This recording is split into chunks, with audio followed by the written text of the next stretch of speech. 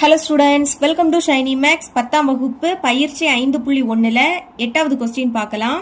முக்கோணம் ABC இன் பக்கங்கள் AB, BC மற்றும் AC ஆகியவற்றின் நடுப்புள்ளிகள் முறையே PQ மற்றும் R என்க. அதாவது ஒரு முக்கோணம் கொடுத்திருக்காங்க. அதோட நேம் ABC எழுதிக்கலாம். இது A, இது B, இது C. இப்போ ஃபர்ஸ்ட் AB இருக்கு. இங்க ஃபர்ஸ்ட் P இருக்கு. அதனால AB இதோட நடுப்புள்ளிய P அப்படின்னு எடுத்துக்கணும். ரெண்டாவது BC இருக்கு, இங்க ரெண்டாவது Q இருக்கு. அப்போ BC இதோட நடுப்புள்ளி Q. ஓகேங்களா? மூணாவது AC இருக்கு, இங்க மூணாவது R இருக்கு. அதனால AC இதோட நடுப்புள்ளி R அப்படின்னு எடுத்துக்கோங்க. இப்போ இந்த புள்ளிகளை இணைச்சிடலாமா? அடுத்து இதை ரெண்டையும் இணைக்கலாம். இனி இது ரெண்டும். இதை இணைக்கும் போதும் நமக்கு ஒரு முக்கோணம் தான் கிடைக்குது. அடுத்து முக்கோணத்தின் முனைப்புள்ளிகள் AB மற்றும் C காண்க. நம்மளுக்கு கொஸ்டின்ல PQR இந்த புள்ளிகள் கொடுத்துட்டாங்க. என்ன கண்டுபிடிக்க கேக்குறாங்கன்னா ABC இந்த புள்ளிகளை நம்ம கண்டுபிடிக்கணும். மேலும் முக்கோணம் ABC இன் பரப்பை முக்கோணம் PQR இன் பரப்புடன் ஒப்பிடுக. அதாவது ஃபர்ஸ்ட் நம்ம முக்கோணம் ABC இதோட பரப்பு கண்டுபிடிக்கணும். அடுத்து முக்கோணம் PQR இதோட பரப்பையும் கண்டுபிடிக்கணும். கடைசியா ரெண்டையும் ஒப்பிடணும். சரிங்களா? முதல் நான் ABC இந்த புள்ளிகளை கண்டுபிடிக்க போறேன். தீர்வு முக்கோணத்தின் முனைகள். A புள்ளியை எப்படி எழுதிக்கணும்னா x1, y1, B புள்ளியை x2, y2, C புள்ளினா x3, y3 என்க. இப்படி எழுதிக்கோங்க.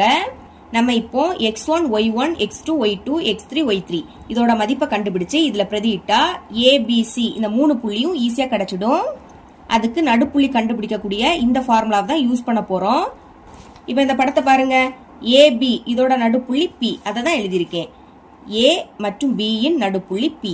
இங்க A புள்ளியை x1, y1 அப்படின்னு எடுத்துக்கிட்டோம். B புள்ளியை x2, y2 எடுத்திருக்கோம். அதை தான் இங்க எழுதியிருக்கேன். மதிப்புகளை இந்த ஃபார்முலால பிரதியிடணும். முதல் A புள்ளியில ஃபர்ஸ்ட் இருக்கக்கூடியது x1ஓட மதிப்பு, கமாக்கு அடுத்து இருக்கக்கூடியது y1ஓட மதிப்பு.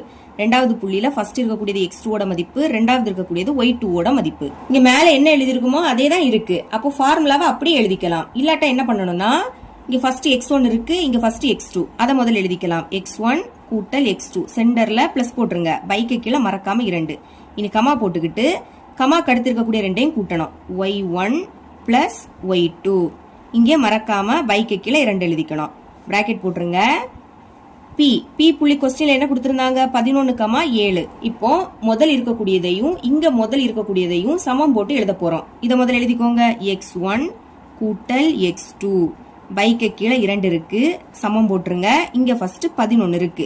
மேல இருக்கிறத அப்படியே எடுத்து எழுதிக்கலாம். x1 கூட்டல் x2 சமம் இந்த இரண்டையும் 11ஐயும் பெருக்கணும். பெருக்குனா 22 அப்படின்னு கிடைக்கும். இத சமன்பாடு 1 அப்படின்னு எடுத்துக்கோங்க.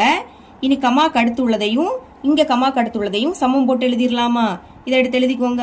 y1 கூட்டல் y2 பைக்கு கீழே 2 இருக்கு. இங்க கமாக்கு அடுத்து என்னது இருக்கு? 7 இருக்கு. மேல இருக்கிறத அப்படியே எடுத்து எழுதிக்கலாம். y1 கூட்டல் y2 பெருக்குங்க. 7 14. இது இப்போ சமன்பாடு 2ன்னு எடுத்துக்கணும். இனி படத்தை பாருங்க. BC இதோட நடுப்புள்ளி Q அதை எழுதிக்கலாம்.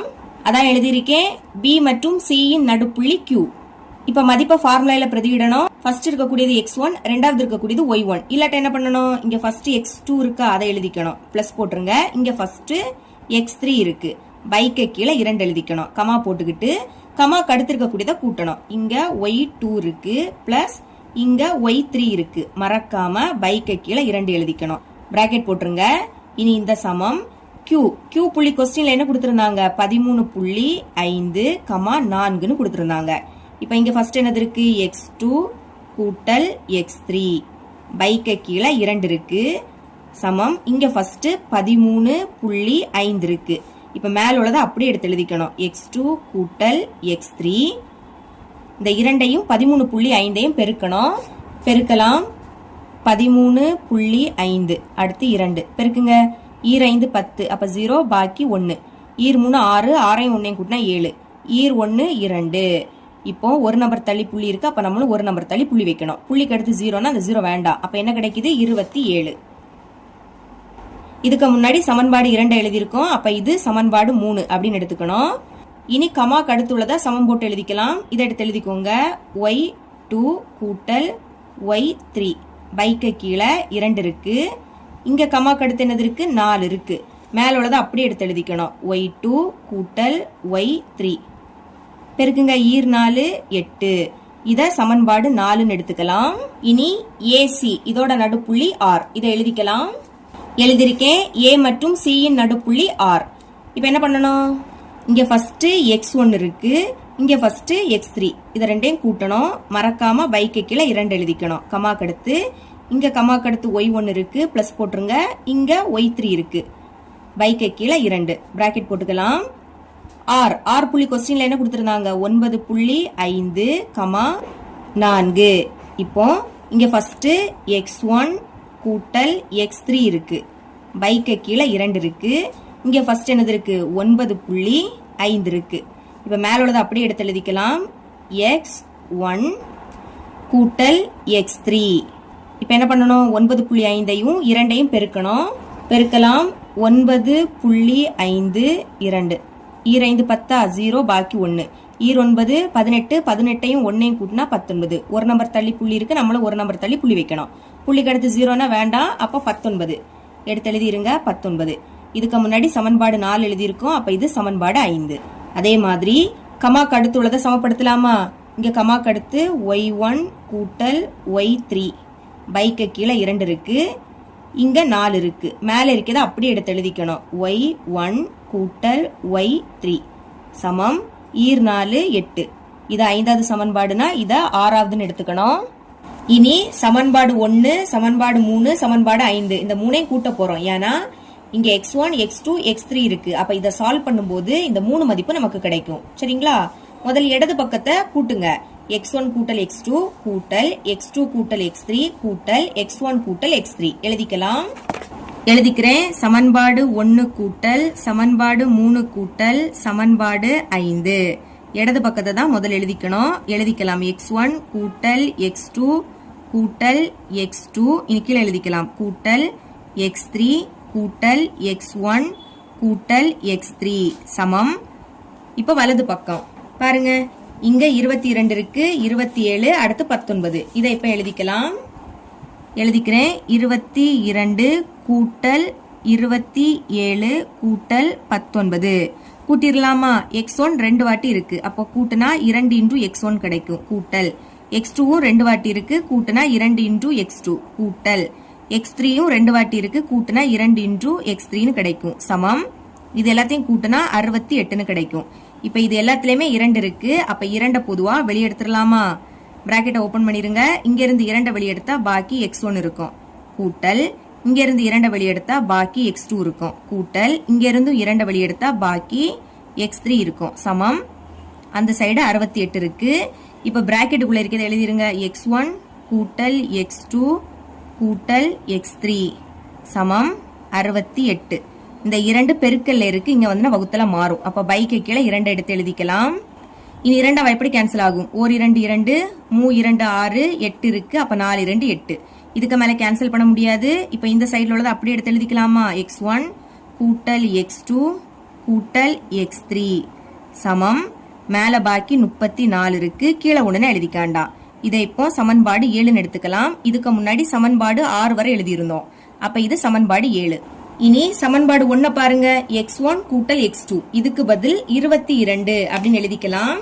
பாருங்க x1 x2 இதுக்கு பதில் நான் இப்போ 22 அப்படின்னு எழுதிக்கிறேன். பிளஸ் இந்த x3 சமம் 34 எடுத்து எழுதிக்கோங்க. x3யோட மதிப்பு தான் வேணும், அப்ப அது மட்டும் இருக்கட்டு. அங்க 34 இருக்கு, பிளஸ் 22 இங்க வந்து மைனஸ் 22 மாறும். கழிங்க. 34ல இருந்து 22 கழிச்சா 12ன்னு கிடைக்கும். இதுதான் x3யோட மதிப்பு. இனி இந்த x3யோட மதிப்பை சமன்பாடு 3ல பிரதியிட்டா x2வோட மதிப்பு கிடைக்கும். அதுதான் எழுதியிருக்கேன். x3யின் மதிப்பை சமன்பாடு 3ல் பிரதியிட. அப்படி எழுதிக்கிட்டு சமன்பாடு 3 எடுத்து எழுதியாச்சு. பிரதியிடலாமா?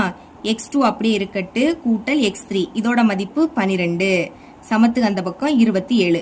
x2வோட மதிப்பு தான் வேணும், அது இருக்கட்டு. அங்க 27 இருக்கு, பிளஸ் 12 இங்க வந்து மைனஸ் 12. கழிங்க. 27ல இருந்து 12 கழிச்சா 15 அப்படின்னு கிடைக்கும். இதுதான் x2வோட மதிப்பு.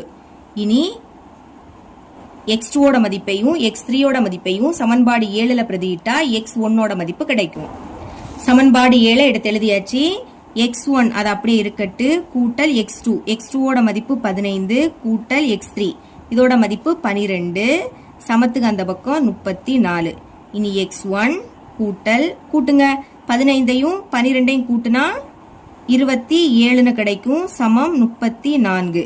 இனி x1ஓட மதிப்பு தான் வேணும் அது இருக்கட்டு அங்க 34 இருக்கு பிளஸ் 27 இங்க வந்துனா மைனஸ் 27. கழிங்க 34ல இருந்து 27 கழிச்சா 7ன்னு கிடைக்கும். இதுதான் x1ஓட மதிப்பு. இப்ப x1 x2 x3 இதோட மதிப்பை கண்டுபிடிச்சிட்டோம். இதே மாதிரி y1 y2 y3 அதோட மதிப்பு கண்டுபிடிக்கலாம். அதுக்கு சமன்பாடு 2 சமன்பாடு 4 சமன்பாடு 6 இதை நம்ம கூட்ட போறோம். முதல் இடது பக்கம் y1 கூட்டல் y2 கூட்டல் y2 கூட்டல் y3 கூட்டல் y1 கூட்டல் y3 இதை எழுதிக்க போறேன். சமன்பாடு 2 கூட்டல் சமன்பாடு 4 கூட்டல் சமன்பாடு 6 எழுதிருங்க. y1 கூட்டல் y2 கூட்டல் y2 கீழே எழுதிக்கலாம் கூட்டல் y3 கூட்டல் y1 கூட்டல் y3 சமம். அடுத்து வலது பக்கம் பாருங்க 14 8 8 எழுதிக்கலாம். 14 கூட்டல் 8 கூட்டல் 8 இப்போ y1 2 வாட்டி இருக்கு கூட்டுனா 2 இன்டு y1ன்னு கிடைக்கும் கூட்டல் y2 2 வாட்டி இருக்கு கூட்டும் போது 2 இன்டு y2 கூட்டல் y3யும் 2 வாட்டி இருக்கு கூட்டினா 2 இன்டு y3 சமம். இப்போ இது மூணையும் கூட்டுனா உங்களுக்கு 30ன்னு கிடைக்கும். இப்போ இது எல்லாத்துலயுமே 2 இருக்கு அப்ப 2 பொதுவா வெளியெடுத்துடலாமா? இங்க இருந்து 2 வெளியெடுத்தா பாக்கி y1 இருக்கும் கூட்டல் இங்க இருந்து 2 வெளியெடுத்தா பாக்கி y2 கூட்டல் இங்க இருந்து 2 வெளியெடுத்தா பாக்கி y3 அந்த சைடு 30 இருக்கு. இப்போ பிராக்கெட்டுக்குள்ள இருக்கிறத மட்டும் எழுதிக்கோங்க y1 கூட்டல் y2 கூட்டல் y3 சமம். அங்க 30 இருக்கு 2 பெருக்கல்ல இருக்கு இங்க வந்து வகுத்தலாம் மாறும். அப்ப பைக்கை கீழே 2 எடுத்து எழுதிக்கோங்க. இனி 2ஆம் வாய்ப்பாடு கேன்சல் ஆகும். ஓர் 2 2 ஓர் 2 2 3ல இருந்து 2 கழிச்சா 1 அப்ப அதை இங்க எழுதிக்கணும். இது இப்போ 10. இனி i2 10 இதுக்கு மேல கேன்சல் பண்ண முடியாது. இந்த சைடுல உள்ளதை அப்படியே எடுத்து எழுதிக்கலாம் y1 கூட்டல் y2 கூட்டல் y3 மேல பாக்கி 15 இருக்கு கீழே 1ன்னு எழுதிக்காண்டாம். இப்போ இத நீங்க சமன்பாடு 8ன்னு எடுத்துக்கணும். இனி சமன்பாடு 2 பாருங்க y1 கூட்டல் y2 இதுக்கு பதில் 14 அப்படி நம்ம எழுதிக்கிறேன் y1 கூட்டல் y2 இதுக்கு பதில் 14 பிளஸ் y3 சமம் அந்த சைடு 15 இருக்கு. இப்போ y3யோட மதிப்பு தானே வேணும் அதனால y3 இங்க இருக்கட்டு 15 பிளஸ் 14 இங்க வந்துனா மைனஸ் 14 கழிங்க 15ல இருந்து 14 கழிச்சா 1 இதுதான் y3யோட மதிப்பு. இனி இந்த y3யோட மதிப்பை சமன்பாடு 4ல பிரதியிட்டா y2ஓட மதிப்பு கிடைக்கும். எழுதியிருக்கேன் பாருங்க y3யின் மதிப்பை சமன்பாடு 4ல் பிரதியிட அப்படி எழுதிக்கிட்டு சமன்பாடு 4 எடுத்து எழுதியாச்சு. இப்போ y2 அது அப்படியே இருக்கட்டு பிளஸ் y3யோட மதிப்பு 1 சமத்துக்கு அந்த பக்கம் 8 இருக்கு y2 தான் வேணும் அது இருக்கட்டு அங்க 8 இருக்கு பிளஸ் 1 இங்க வந்து மைனஸ் 1 8ல இருந்து 1 கழிச்சா என்ன கிடைக்கும் 7ன்னு கிடைக்கும். இதுதான் y2ஓட மதிப்பு. இனி y2 y3 இந்த மதிப்பை சமன்பாடு 8ல பிரதியிட்டா y1ஓட மதிப்பு கிடைக்கும். சமன்பாடு 8 எடுத்து எழுதிக்கலாம் y1 கூட்டல் y2 கூட்டல் y3 சமம் 15. இப்போ y1 தான் கண்டுபிடிக்கணும் அது இருக்கட்டு கூட்டல் y2ஓட மதிப்பு 7ன்னு கிடைச்சி y3 இதோட மதிப்பு 1 அந்த சைடு 15 இருக்கு y1ஓட மதிப்பு தான் வேணும் அது இருக்கட்டு இங்க 15 7ஐயும் 1ஐயும் கூட்டினா 8 பிளஸ் 8 இங்க வந்துனா மைனஸ் 8 மாறும். கழிங்க 15ல இருந்து 8 கழிச்சா 7 இதுதான் y1ஓட மதிப்பு. இப்ப எல்லா மதிப்புமே நமக்கு தெரியும். அது எல்லாத்தையுமே இந்த 3 புள்ளியிலையும் பிரதியிடலாம். ஃபர்ஸ்ட் A புள்ளி எழுதிக்கிறேன். இது நம்ம எப்படி எடுத்துக்கிட்டோம் x1, y1 அப்படின்னு எடுத்துக்கிட்டோம். x1 இதோட மதிப்பு 7ன்னு கிடைச்சி y1 அதோட மதிப்பு 7 தான். ரெண்டாவது B புள்ளி இதை நம்ம x2, y2ன்னு எடுத்துக்கிட்டோம். சரிங்களா பாருங்க x2ஓட மதிப்பு 15ன்னு கிடைச்சி y2ஓட மதிப்பு 7ன்னு கிடைச்சி. மற்றும் மூணாவது C புள்ளி இதை x3, y3ன்னு எடுத்திருந்தோம். x3 இதோட மதிப்பு 12, y3 இதோட மதிப்பு 1. நம்ம இங்க ABC இந்த 3 புள்ளியையும் கண்டுபிடிச்சாச்சு. இனி முக்கோணம் ABC இதோட பரப்பு கண்டுபிடிக்கணும். அதுக்கு முன்னாடி இந்த 3 புள்ளியையும் கிராஃப்ல குறிக்கணும். குறிச்சுக்கிட்டு கடிகார திசைக்கு எதிர் திசையில நம்ம புள்ளிகளை தேர்ந்தெடுக்கணும். நீங்க கிராஃப்ல குறிச்சுக்கோங்க. ஃபர்ஸ்ட் நீங்க எந்த புள்ளியை வேணாலும் எடுத்துக்கலாம். நான் A புள்ளியையே முதல்ல எடுத்துக்கிறேன். எழுதிக்கலாம். A புள்ளி என்னது? 7,7. ரெண்டாவது புள்ளிய கடிகார திசைக்கு எதிர் திசையில தான் நீங்க சூஸ் பண்ணணும். அப்போ இந்த C புள்ளி தான் நம்மளுக்கு கிடைக்கும். இப்போ இந்த C நான் Bன்னு எடுத்துக்க போறேன். 12,1 மற்றும் மூணாவது இந்த B புள்ளி கிடைக்கும். அதை நான் இப்போ Cன்னு எடுத்துக்கிறேன். 15,7. ஞாபகம் வச்சுக்கோங்க. புள்ளிகளை கிராஃப்ல குறிச்சுக்கிட்டு கடிகார திசைக்கு எதிர் திசையில சூஸ் பண்ணிட்டு தான் நீங்க பரப்பு கண்டுபிடிக்கணும். இப்ப பரப்பு கண்டுபிடிக்கலாமா? முக்கோணம் ABCயின் பரப்பு ஃபார்முலாவை எடுத்து எழுதிக்கிறேன். 1/2 மாடுலஸ் மேலே x1 கீழே y1 கொஞ்சம் இடம் விட்டு மேலே x2 கீழே y2 மறுபடியும் கொஞ்சம் இடம் விட்டு மேலே x3 கீழே y3 அடுத்தும் இடம் விட்டு மேலே x1 கீழே y1 மாடுலஸ் மறக்காம சதுர அலகை எடுத்து எழுதிக்கணும். மதிப்புகளை பிரதியிடலாம். 1/2 இனி மாடுலஸ். ஃபர்ஸ்ட் A புள்ளி 7,7 7 மேலே எழுதிக்கணும். கமாக்கு அடுத்து இருக்கக்கூடிய 7 கீழே எடுத்து எழுதிக்கோங்க. ரெண்டாவது B புள்ளி 12,1 12 மேலே எழுதிக்கணும். கமாக்கு அடுத்து இருக்கக்கூடிய 1 அதுக்கு கீழே எடுத்து எழுதிக்கணும். மூணாவது C புள்ளி 15,7 15 மேலே எழுதிக்கோங்க. 7 கீழே எழுதிக்கோங்க. 3 புள்ளியையும் எழுதின பிறகு ஃபர்ஸ்ட் இருக்கக்கூடியதை மறுபடியும் எழுதிக்கணும். மேலே 7 கீழையும் 7. இப்போ பெருக்கலாமா? 1/2 ஸ்கொயர் பிராக்கெட் போட்டுக்கிட்டு உள்ள இந்த பிராக்கெட்டை ஓபன் பண்ணிருங்க. மேலே இருந்து கீழே பெருக்க போறோம். 7 1 7. இனி 12ஐயும் 7ஐயும் பெருக்கணும். பெருக்குனா 84ன்னு கிடைக்கும். 15ஐயும் 7ஐயும் பெருக்குங்க. பெருக்குனா 105ன்னு கிடைக்கும். மேலே இருந்து கீழே பெருக்கியாச்சு. அப்ப பிராக்கெட்டை க்ளோஸ் பண்ணிடணும். இனி கீழே இருந்து மேலே பெருக்க போறோம். அப்போ மறக்காம மைனஸை போட்டுட்டு பிராக்கெட்டை ஓபன் பண்ணிருங்க. 7ஐயும் 12ஐயும் பெருக்குங்க. பெருக்குனா 84ன்னு கிடைக்கும். சரிங்களா? இனி ஓர் 15 15 பிளஸ் 15 அடுத்து 7 7 49 பிராக்கெட்டை க்ளோஸ் பண்ணிடலாம். 1/2 பிராக்கெட்டை ஓபன் பண்ணிருங்க. இப்போ இந்த 3 எண்ணையும் கூட்டணும். கூட்டினா உங்களுக்கு 196ன்னு கிடைக்கும். சென்டர்ல மைனஸ்.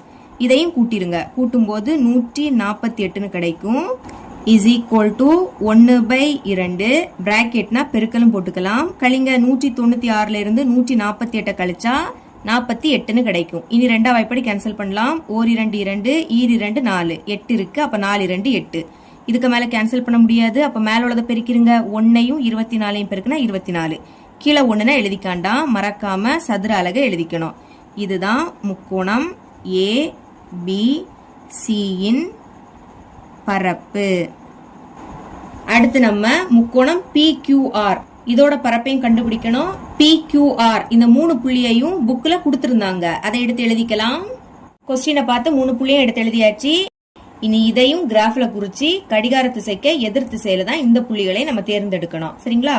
முதல் P புள்ளி அது அப்படியே இருக்கட்டு. 11,7. ரெண்டாவது இந்த R புள்ளி வரும். அதை நான் இப்போ Qன்னு எடுத்துக்கிறேன். 9.5,4 மற்றும் மூணாவது தான் இந்த Q புள்ளி. இதை நம்ம இப்போ Rன்னு எடுத்துக்கலாமா?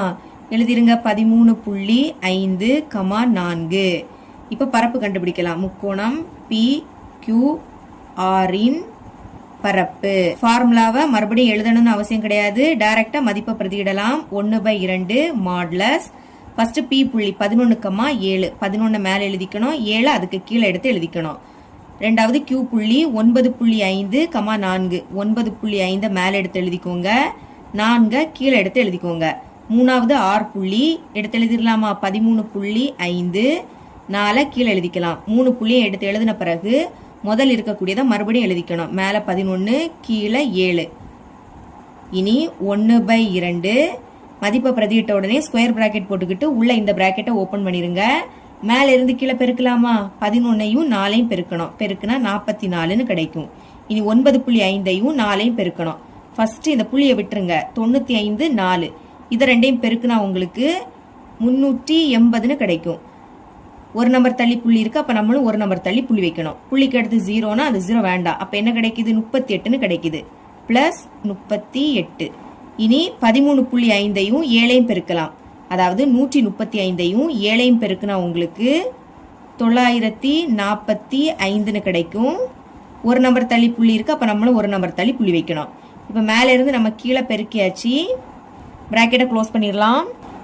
இனி கீழே இருந்து மேலே பெருக்க போறோம். அப்ப மைனஸை போட்டுட்டு பிராக்கெட்டை ஓபன் பண்ணிருங்க. 7ஐயும் 9.5ஐயும் பெருக்கலாமா?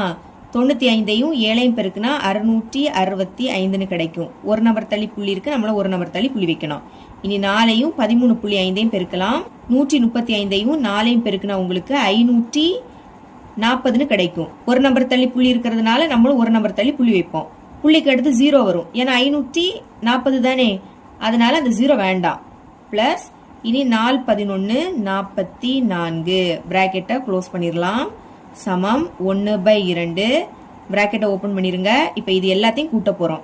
0.5 இதை தள்ளி இது 3ஐயும் கூட்டுங்க. கூட்டுனா உங்களுக்கு 176ன்னு கிடைக்கும். அடுத்து 0.5 எடுத்து எழுதிக்கலாம். மைனஸ் இங்கே அதே மாதிரி 0.5 இதை தள்ளி பாக்கி உள்ளதை கூட்டுனீங்கன்னா உங்களுக்கு 164ன்னு கிடைக்கும். அடுத்து 0.5 எடுத்து எழுதிக்கலாம். சமம் 1/2 பிராக்கெட்னா பெருக்கலும் போட்டுக்கலாம். கழிக்கலாமா? 176.5. இனி இதை எடுத்து எழுதிக்கலாம். 164.5. கழிங்க. 5ல இருந்து 5 கழிச்சா 0, புள்ளிக்கு நேரா புள்ளி. 6ல இருந்து 4 கழிச்சா 2, 7ல இருந்து 6 கழிச்சா 1, 1ல இருந்து 1 கழிச்சா 0, 0ன்னு எழுதிக்காண்டா. இப்ப புள்ளிக்கு அடுத்து 0னா அந்த 0 வேண்டாம். பாக்கி என்னது இருக்கு? 12 இருக்கு. 2 எப்படி கேன்சல் ஆகும்? 1 2 2 6 2 12. இனி கேன்சல் பண்ண முடியாது. அப்ப மேல உள்ளதை பெருக்கிருங்க. 1ஐயும் 6ஐயும் பெருக்குனா 6. மறக்காம சதுர அலகை எழுதிக்கணும். இதுதான் முக்கோணம் PQRின் பரப்பு. 2 முக்கோணத்தோட பரப்பை கண்டுபிடிச்சாச்சு. கடைசியா அந்த 2 முக்கோணத்தோட பரப்பையும் ஒப்பிடணும். முக்கோணம் ABCயின் பரப்பு அதை எடுத்து எழுதிக்கலாம். ABCயின் பரப்பு என்ன கண்டுபிடிச்சோம்? 24 சதுர அலகு. இப்ப 24 பிரிச்சு எழுத போறோம். இங்க 6 இருக்கு. அப்ப இதை எப்படி எழுதலாம்னா 4 6 24 தானே, அதனால 4 பெருக்கல் 6ன்னு எழுதிக்கணும். அடுத்து சதுர அலகு. இனி இந்த 4 அப்படியே எடுத்து எழுதிக்கோங்க. பெருக்கல் 6 சதுர அலகு. 6 சதுர அலகு. இதுக்கு பதில் என்ன எழுதிக்கலாம்? முக்கோணம் PQRின் பரப்புன்னு எழுதிக்கலாம். எழுதிக்கிறேன். முக்கோணம் PQRின் பரப்பு. முக்கோணம் ABCயின் பரப்பு அதை இங்க எடுத்து எழுதிக்கலாம். ஏன்னா இதுல தானே வரும். அப்படியே எடுத்து எழுதிருங்க. 2 முக்கோணத்தோட பரப்பையும் ஒப்பிட்டாச்சு. இதுதான் இதோட ஆன்சர். இவ்வளவுதான் இந்த சம்.